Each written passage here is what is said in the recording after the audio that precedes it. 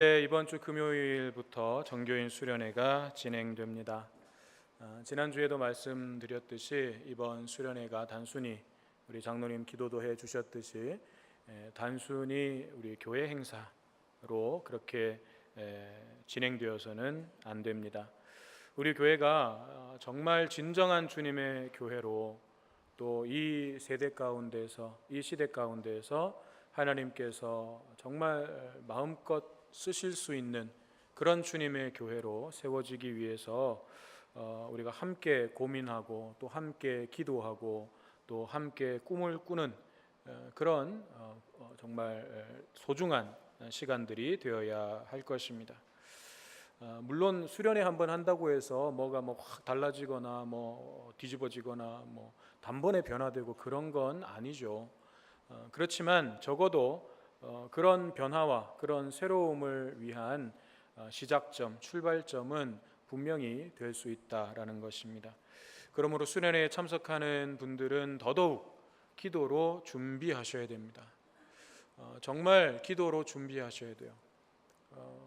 이것을 그냥 단순히 내가 교회 행사에 참여한다라는 개념이 아니라 내 신앙 그리고 또 내가 신앙생활을 하고 있는 우리 성호교회 이 부분에 있어서 내가 정말 영적 싸움을 싸운다라는 그런 마음으로 기도로 준비하셔야 돼요. 그래야 그 준비된 마음 속에 그 심령 속에 하나님이 은혜를 부어주시는 거지 그냥 내가 수련회를 참석했다고 해서 하나님이 은혜를 주시는 거 아니에요. 물론 하나님께서 주시고자 하면 모든 이들에게 다 주시겠지만 간절히 사모하고 준비하는 자에게 하나님은 반드시 은혜를 채워 주십니다.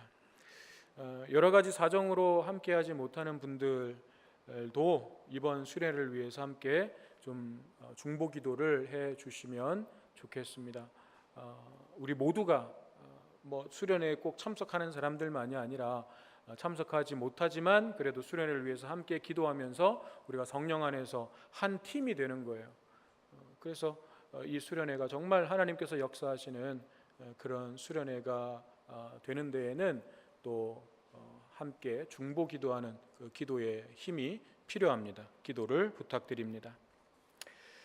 이런 수련회와 관련해서 오늘은 제가 빌레몬서의 말씀을 가지고 함께 세워가는 목장교회라고 하는 제목으로 말씀을 좀 전하고자 합니다.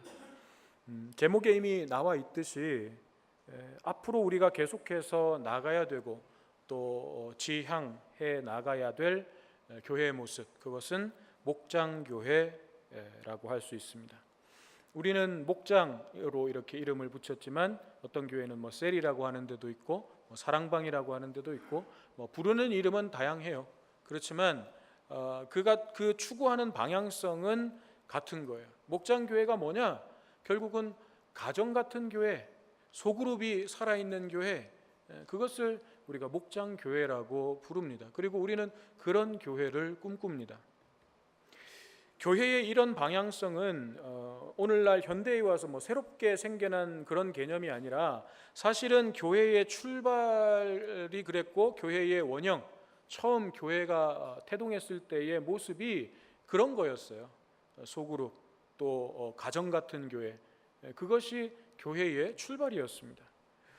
이것은 우리가 초대교회의 모습을 보면 쉽게 알 수가 있는데 오늘 본문 2절 끝에도 보면 바울 사도가 빌레몬이라고 하는 이 평신도 지도자에게 편지를 쓰면서 이렇게 이야기하죠. 내 집에 있는 교회에게 편지하노니 라고 기록하고 있어요. 이 표현은 사도 바울의 다른 서신에서도 자주 등장하는 표현인데 초대교회가 일종의 어떤 가정교회, 우리 식으로 말하면 목장교회의 형태로 그렇게 여러 곳에 존재하고 있었다는 거예요. 초대교회는 그런 형태로 시작되었다는 것입니다. 즉 빌레몬의 집이, 빌레몬의 가정이 교회 공동체이기도 했다는 거예요. 오늘 교회가 교회로서의 어떤 본질을 회복하고 또 점점 어두워져가는 이 시대에 소망이 되기 위해서는 바로 이 부분을 회복해야 됩니다. 이것이 우리가 좀 회복해야 되는 부분이에요. 이 회복을 위한 가장 적합한 조직이 바로 목장이에요. 목장교회예요. 그래서 저는 오늘 우리가 함께 세워가야 하는 이 목장교회가 어떤 것인지에 대해서 좀 함께 나누려고 합니다. 목장교회는 첫 번째로 확장된 가족 공동체, 확장된 가족 교회예요. 오늘 본문에 나온 빌레몬의 집에서 모인 교회가 그랬습니다. 1절 2절에 보면 이 교회의 가장 중요한 구성원은 물론 빌레몬의 가족들이었어요. 자매 아비아는 빌레몬의 아내였고 아키뽀는 그의 아들이었습니다. 그런데 이 아키뽀가 골로새서 4장에 가면 거기에도 등장하는데 이렇게 말씀하고 있습니다. 아키뽀에게 이르기를 주 안에서 받은 직분을 삼가 이루라고 하라. 이 말씀을 보면 이 아키뽀라고 하는 사람이 골로새 교회의 지도자의 한 사람이었던 것으로 보여요. 그리고 이 골로새 교회의 대표적인 지도자 가운데 에바브라라고 하는 사람이 있습니다. 그러니까 이런 정황들을 보면 이 빌레몬의 가정교회, 그것이 바로 골로새 교회의 어떤 탄생시킨 그 모체였다라는 것을 우리가 추정해 볼 수 있어요. 에바브라와 빌레몬 이런 몇몇 가족들이 모여서 빌레몬의 집에서 시작되었던 그 교회가 결국은 골로새 교회가 되었다는 것입니다. 이 가정 공동체가 가정에서 모였던 그 가족교회가 가정교회가 결국은 골로새 교회로 그렇게 발전하게 되었다라는 것이죠. 오늘 우리 사회는 소위 핵가족 시대를 넘어서 이제는 1인 가구 시대라고 할 만큼 그렇게 단위가 점점 축소되고 있습니다. 혼자 사는 사람들이 많아졌다는 거죠. 그래서 소비 패턴들도 바뀌었고 또 마트에서 대형 상품만 대량으로 파는 물건만 놔두지 않고 아주 소량으로 그렇게 포장해서 파는 상품들도 이제 막 많이 내놓고 있죠. 식당에 가면 혼자서 밥 먹을 수 있는 자리를 따로 이렇게 마련해 두는 식당들도 점점 늘어가고 있습니다. 이런 사회적인 변화를 우리가 언뜻 보면 다 이제는 개인주의를 선호할 것 같고 다른 사람들과 함께 어울리는 것을 싫어할 것 같이 그렇게 보이지만 사실은 그렇지 않습니다. 아이러니하게도 사회의 구조가 그렇게 되어 갈수록 사람들은 어떤 관계성 안으로 들어가기를 원하고 연결되기를 원한다는 거예요. 그래서 혼자 밥 먹는 사람들, 혼밥족이라고 하죠. 혼밥, 혼자 밥 먹는 사람들. 혼자 밥 먹는 사람들이 늘어나고 있지만 동시에 반대편에서는 어떤 모임들이 있냐면 혼자 밥 먹는 사람들이 함께 모여서 밥 먹는 모임이 생겨요. 혼자 밥 먹는 사람들이 늘어나니까 우리는 그냥 이제는 뭐 젊은 사람들은 다 그냥 이제 혼자 밥 먹는 걸 좋아하나 보다 이렇게 생각하지만 아니에요. 그 반대급부에는 혼자 밥 먹는 사람들이 같이 모여서 밥 먹는 모임이 생겨나고 있어요. 또 아무리 방 안에서 그냥 혼자 지내는 사람이라고 해도 그래서 외부와 아주 그냥 단절돼 가지고 혼자 사는 것처럼 방에 그냥 틀어박혀서 사는 것처럼 보이는 그런 사람도 그 안에서 스마트폰, 인터넷 이런 걸 통해서 어쨌든 온라인상에서라도 어딘가에는 지금 연결되어 있는 거예요. 오프라인에서는 관계가 없다 할지라도 직접적으로 뭐 대면에서 만나는 그런 만남은 가지지 않는다고 하더라도 그 안에서 어딘가에는 연결되어 있고 또 누군가에는 얼굴은 모르지만 누군가와는 또 연결되어 있는 거예요. 그래서 인간은 완전히 홀로 살아갈 수 있는 존재가 아닙니다. 인간은 결코 혼자서 살 수 없습니다. 근데 이게 당연한 거예요. 사람은 그렇게 될 수밖에 없습니다. 왜냐하면 하나님께서 인간을 관계적인 존재로 만드셨기 때문에 그래요. 사람을 창조하실 때 사람을 관계적 존재로 만드셨습니다. 창세기 1장 26절 27절에 보면 하나님이 이르시되 우리의 형상을 따라 우리의 모양대로 우리가 사람을 만들고 그들로 바다의 물고기와 하늘의 새와 가축과 온 땅과 땅에 기는 모든 것을 다스리게 하자 하시고 하나님이 자기 형상 곧 하나님의 형상대로 사람을 창조하시되 남자와 여자를 창조하시고 여기 보면 세 가지 관계가 나옵니다. 첫째는 하나님과 사람과의 관계죠. 특히 하나님의 형상대로 하나님을 닮은 존재로 사람을 만드셨다고 했는데 이 하나님의 형상을 나타낸 표현 가운데 하나가 바로 우리라고 하는 표현이에요. 우리의 형상을 따라 우리의 모양대로 우리가 사람을 만들고 라고 하셨습니다. 즉 하나님께서 존재하시는 그 방식이 성부, 성자, 성령 이 삼위일체 하나님이라고 하는 관계성 안에서 존재하고 계신다는 거예요. 이 신비로운 연합과 일치의 관계 안에서 존재하고 계시는데 그 형상을 따라서 그 모양대로 사람을 창조하신 거예요. 그러니 사람은 관계적 존재일 수밖에 없는 것입니다. 그 존재 자체가. 둘째는 사람과 사람 사이의 관계죠.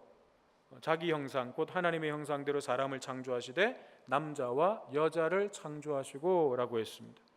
이것을 창세기 2장 18절에서는 이렇게 말씀해요. 여호와 하나님이 이르시되 사람이 혼자 사는 것이 좋지 아니하니 내가 그를 위하여 돕는 배필을 지으리라. 하나님께서는 남자와 여자가 서로를 돕는 배필로서 그 관계 안에서 살아가도록 태초에 그렇게 만드셨어요. 여기에서부터 부모와 자녀의 관계, 또 형제 자매의 관계, 이웃과의 관계, 이런 관계들이 다 확장되어 가는 거죠. 하나님은 사람을 이런 인간 관계 안에서 살아가는 존재로 처음부터 만드셨습니다. 세 번째는 사람과 자연과의 관계죠. 그들로 바다의 물고기와 하늘의 새와 가축과 온 땅과 땅에 기는 모든 것을 다스리게 하자. 여기서 다스린다라고 하는 말은 뭐 위에 군림해서 빼앗고 착취한다 그런 뜻이 아니라 하나님의 뜻 안에서 잘 보호하고 관리한다라는 뜻이에요. 하나님의 뜻 안에서 사람이 자연을 잘 관리하고 또 보호해야 된다는 거죠. 이처럼 인간은 그 존재 자체가 이런 다양한 관계성 안에서 시작된 것입니다. 그러니 이런 관계들 안에 연결되어 있을 때, 그리고 이런 관계들이 바르게 건강하게 세워져 있을 때 인간은 안정감을 얻고 또 행복을 얻을 수 있는 것입니다. 그런데 이 관계들이 결국 어긋나고 깨지고 왜곡됐어요. 뭐 때문에? 죄 때문에. 죄로 인해서 이 모든 관계들이 어긋나고 깨어지고 왜곡되었습니다. 그래서 이 관계라고 하는 것이 이제 불편해요. 서로 상처를 주고 벽을 쌓게 됩니다. 그러면서 세상은 점점 더 이런 관계들이 깨어지고 파괴되는 방향으로 흘러가고 있는 거죠. 사람과 사람 사이의 신뢰가 무너졌습니다. 서로 불신해요. 서로 미워합니다. 요즘 우리 사회의 극한 대립은 뭐예요? 예전에는 남북이었어요. 근데 지금은 뭐예요? 남과 여예요. 여성은 남성을 혐오하고 남성은 여성을 혐오하고 서로 막 못 잡아 먹어가지고 안달고 서로 막 이 세상에서 없어져야 될 존재처럼 막 그렇게 막 서로 막 극단적으로 욕을 하고 뭐 저주를 퍼붓고. 하나님이 남자와 여자를 창조하신 것은 서로 돕는 배필이 되라고 그렇게 다르게 창조하신 거예요. 근데 지금 우리 사회는 그 하나님의 창조의 섭리를 정면으로 거스르고 있는 거죠. 여러분, 단순히 이게 그냥 사회 현상, 아이고 뭐 저 사람들은 뭐 왜 이렇게 싸울까? 단순히 이런 문제로 보시면 안 돼요. 여러분들은 영적인 시각으로 보셔야 돼요. 이 사회가 지금 어떤 방향으로 흘러가고 있는지, 하나님의 창조의 섭리에 대해서 하나님의 뜻 안에서 완전히 그것을 대적하고 거스르는 방향으로 지금 흘러가고 있는 거예요. 그걸 보셔야 돼요. 얼마나 심각한 문제인지 몰라요. 지금 뭐 온 세계적으로 아주 그냥 지구가 펄펄 끓고 있어요. 바닷물 온도가 30도가 넘어가요. 양식장에 물고기들이 떼죽음을 당하고 있습니다. 폭염에 막 산불이 나서 막 그 사냐가 막 불에 타서 없어지고 있어요. 사람들이 생명을 잃고 있습니다. 왜 그런 거예요? 결국은 지구 온난화 때문에 그런 거잖아요. 다시 말하면 사람이 자연에게 부린 행패를 자연이 이제 인간에게 그대로 갚아주는 거예요. 그동안 인간이 자연에게 얼마나 많은 행패를 부렸습니까? 그걸 이 자연이 이제 다시 인간에게 그대로 돌려주고 있는 거예요. 인간과 자연의 관계가 이렇게 불편해진 거예요. 깨진 거예요. 이거 회복시켜야 되는 거죠. 우리 사회에 이런 불신이 만연한, 사람에 대한 불신이 만연해진 이 세상 속에서 이 관계들을 회복시켜야 되는 거죠. 누가 할 수 있어요? 오직 교회 공동체만이 할 수 있어요. 이렇게 깨어지고 어긋나고 왜곡되어가는 이 세상을 향해서 교회 공동체는 하나님께서 태초에 보시기에 좋았다라고 하셨던 그 좋았던 관계의 원형을 보여주고 그 관계들을 경험하게 해줄 수 있어야 되는 거죠. 이것이 세상을 치유하고 회복시키는 교회의 모습입니다. 다시 말해서 우리 사회를 구성하는 가장 기초가 되는 조직이 가정 공동체라고 한다면 교회는 이 영적인 가정이 되어야 돼요. 확장된 가족 공동체가 되어야 돼요. 그래서 그 안에서 진정한 사랑의 관계를 경험하게 해주고 그것이 회복될 수 있도록 해주어야 하는 것입니다. 그것이 우리 사회를 다시 살리고 회복시키는 길이에요. 이것이 목장교회입니다. 목장교회는 두 번째로 만인제사장 교회예요. 만인제사장이라고 하는 말은 많이 들어보셨을 거예요. 종교개혁으로부터 나온 거죠. 모든 성도는 대제사장이신 예수 그리스도를 통해서 하나님께 직접 나아갈 수 있고 직접 예배를 드릴 수 있고 하나님을 직접 만날 수 있고 그렇게 하나님과 교제할 수 있는 제사장이다라고 하는 거죠. 거기에는 또 모든 성도가 하나님 앞에서 다른 사람을 위한 중보자가 될 수 있다는 것도 포함되어 있어요. 누군가의 중보자가 된다는 것은 구약시대에는 제사장만이 할 수 있었어요. 그러나 이제는 성도 한 사람 한 사람이 제사장이기 때문에 우리가 하나님 앞에서 누군가를 위해서 기도하고 중보자가 되어줄 수 있다는 것입니다. 뿐만 아니라 하나님의 말씀을 다른 사람들에게 전하고 가르칠 수 있는 자가 되었다라고 하는 뜻도 담겨져 있는 거예요. 물론 그렇게 하기 위해서는 분명하고 철저한 훈련이 필요한 거죠. 그것이 전제되어 있지만 그렇지만 그렇게 훈련되고 세워진 사역자들을 통해서 하나님의 말씀이 전해지고 또 가르쳐질 수 있다는 것입니다. 그것이 만인제사장이에요. 그래서 어떤 신학자는 첫 번째 종교개혁이 사제의 손에만 있었던 성경을 평신도의 손에 넘긴 것이었다면 두 번째 종교개혁의 과제는 여전히 아직도 사제의 손에만 있는 사역을 이제 평신도에게 넘겨서 평신도가 사역자가 되게 하는 것, 이것이 두 번째 종교개혁의 과제다라고 이야기합니다. 오늘 본문에 나타난 빌레몬의 집에 있는 교회의 모습에도 보면 이런 사역자들의 모습이 잘 나타나고 있어요. 바울은 빌레몬을 향해서 뭐라고 표현하고 있냐면 동역자라고 부릅니다. 그리고 아비아에 대해서는 자매라고 불러요. 그리고 아키뽀에 대해서는 군사, 그리스도 안에서 우리와 함께 군사된 자라고 칭합니다. 즉 교회를 이루고 있는 그 빌레몬의 가정교회를 이루고 있는 모든 구성원 한 사람 한 사람이 믿음의 가족이고 또 함께 사명을 감당해가는 동역자고 또 예수 그리스도의 신실한 사역자였다는 것입니다. 이것이 주님의 교회의 모습이에요.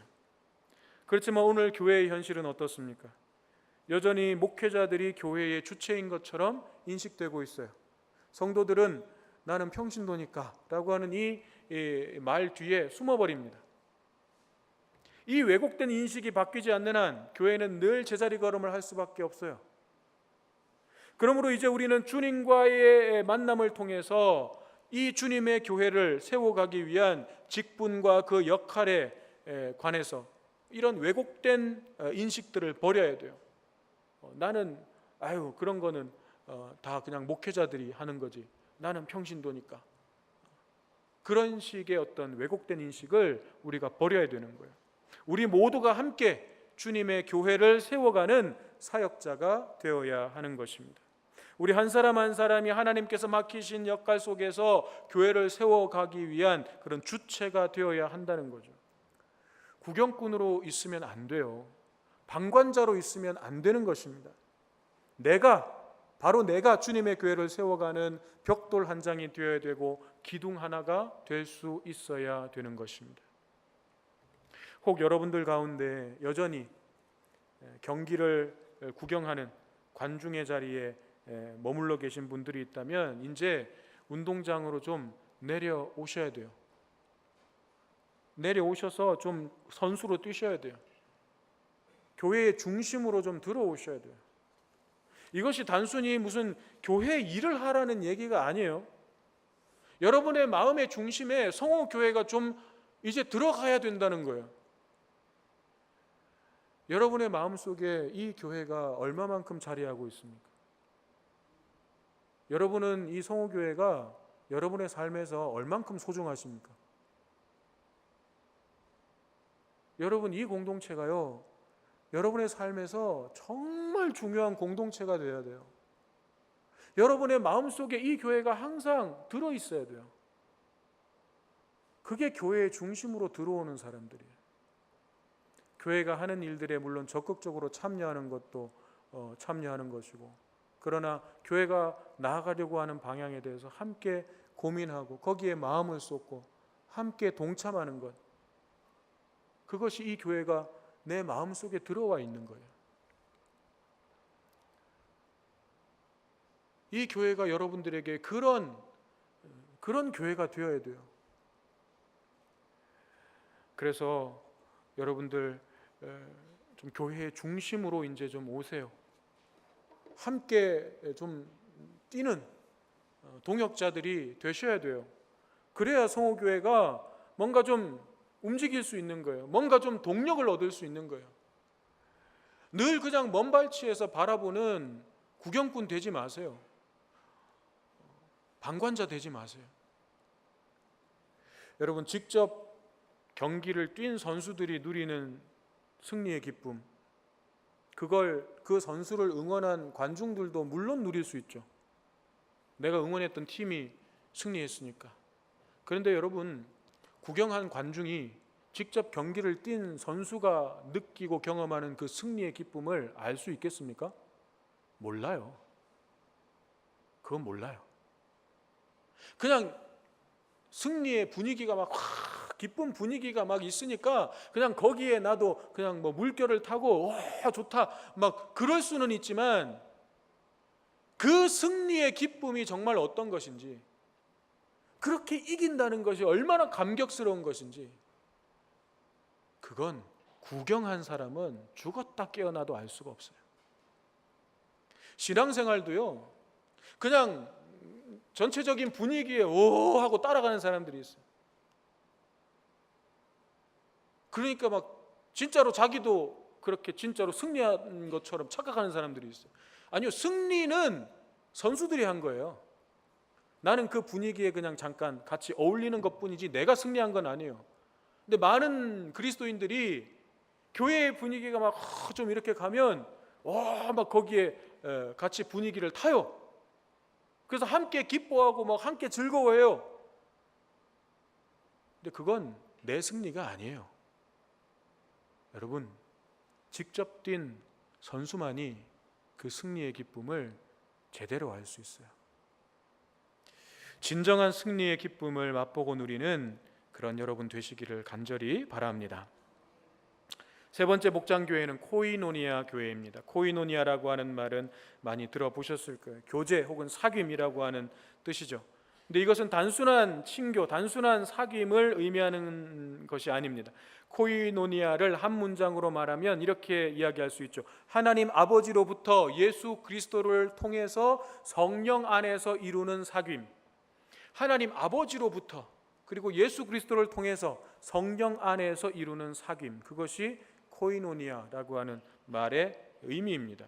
이 사귐은 단순히 만나서 함께 즐기고 노는 그런 의미가 아니에요. 영적인 사귐이고 거룩한 사귐을 말하는 것입니다.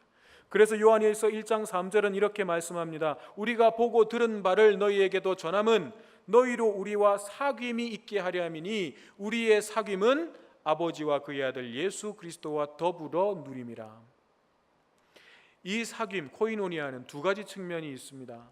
즉 하나님과 나와의 사귐, 하나님과 나와의 코이노니아가 있어요. 그리고 또 나와 너의 코이노니아, 나와 성도 간의 사귐이 있습니다. 이 둘이 별개의 것이 아니라 서로 밀접한 관계로 연결되어 있는 거죠. 하나님과의 진정한 사귐이 유지되고 또 회복되어 있는 사람은 사람과 사람, 또 사람과 자연과의 관계에서도 그것을 회복시켜 나가는 거죠. 반대로 생각하면 하나님과 이런 친밀한 깊은 사귐이 깨어져 있는 사람, 또 식어져 있는 사람, 그런 사람들은 결국 다른 관계들, 모든 관계들도 틀어지고 깨어질 수밖에 없는 것입니다. 하나님께서는 삼위일체 하나님, 그 신비로운 연합의 관계 안에서 하나님께서 서로 연합되고 하나 되고 진정한 그 사랑의 사귐을 가지고 계시듯이 사람과 사람이, 또 사람과 자연이 그렇게 하나님과의 관계 속에서 서로가 코이노니아, 사귐을 누리고 그것이 이루어지기를 하나님께서는 기대하고 계십니다. 그러므로 우리 안에 이런 진정한 믿음의 만남과 또 사귐, 코이노니아가 이루어지게 될 때 우리의 삶은 위로와 치유와 회복과 나아가서는 삶의 변화를 거기에서 경험하게 되는 거예요. 그렇다면 여기에서 가장 먼저 있어야 되는 게 나와 하나님과의 사귐의 회복인 거죠. 내가 하나님과의 관계가 먼저 서야 되는 거예요. 여기가 세워지면 그 다음 사람과 사람, 사람과 자연, 이 관계가 다시 회복되기 시작하는 것입니다. 세상이 점점 메말라 갈수록 사람들은 이런 만남과 사귐에 목말라 합니다. 그런 사귐이 있는 곳을 찾아서 헤맵니다.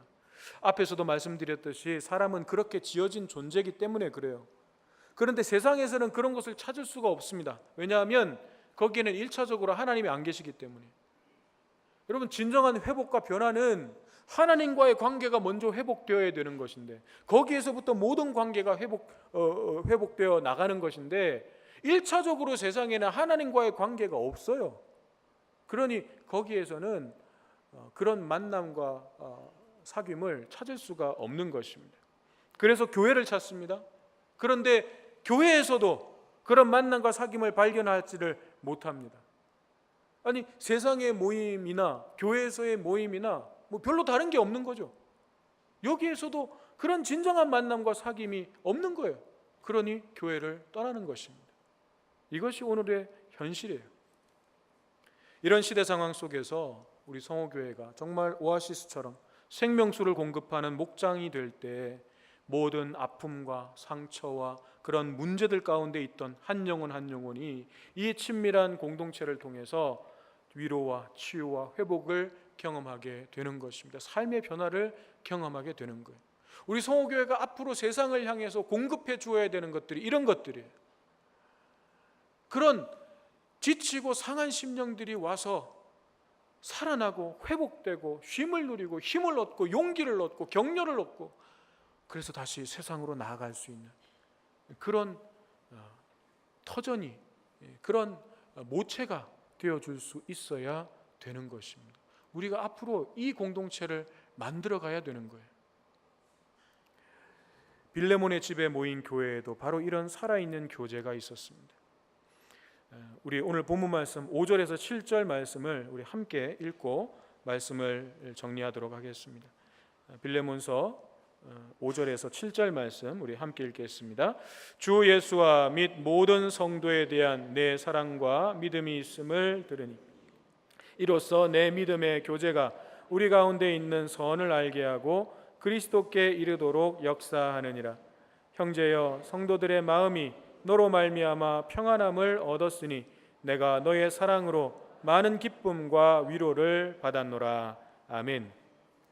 이런 교제를 통해서 얻어지는 기쁨과 위로를 가지고 초대교회 성도들은 세상을 이기고 세상을 변화시켜 나아갈 수 있었던 것입니다. 이번 정교인 순회를 통해서 우리 성호교회가 그런 주님의 교회로 한 걸음 더 나아가는 귀한 은혜가 있으시기를 주님의 이름으로 축원합니다.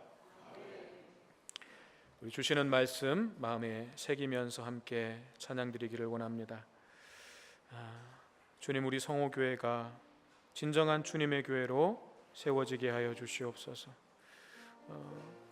정말 주님께서 기뻐하시는 이런 교회로 세워지게 하여 주시옵소서. 우리 기도하는 마음으로 함께 찬양드리겠습니다.